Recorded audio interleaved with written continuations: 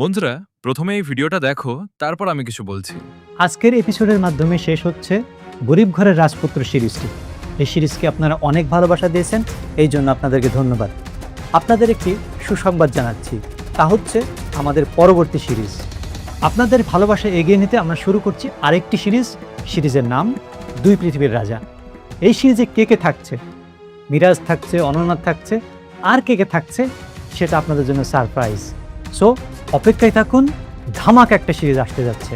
সবাইকে ধন্যবাদ। প্রিয় বন্ধুরা, আজকের এই এপিসোডের মাধ্যমে গরিব ঘরের রাজপুত্র সিরিজটির যাত্রা শেষ হচ্ছে।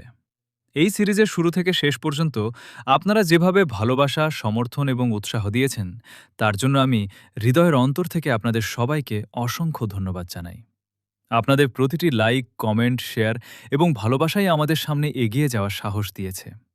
আপনাদের কারণেই গরিব ঘরের রাজপুত্র শুধু একটি গল্প নয়, বরং আমাদের সবার আবেগের একটি অংশ হয়ে উঠেছে।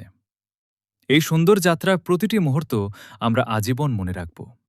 তবে একটি গল্প শেষ মানেই সবকিছু শেষ নয়, বরং এটি একটি নতুন শুরুর অপেক্ষা।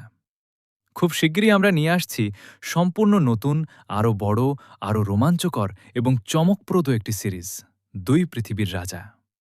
এই নতুন সিরিজে থাকবে দুর্দান্ত গল্প, নতুন নতুন চরিত্র, আবেগ, রহস্য, অ্যাকশন এবং এমন সব চমক যা আপনাদের শুরু থেকে শেষ পর্যন্ত মুগ্ধ করে রাখবে।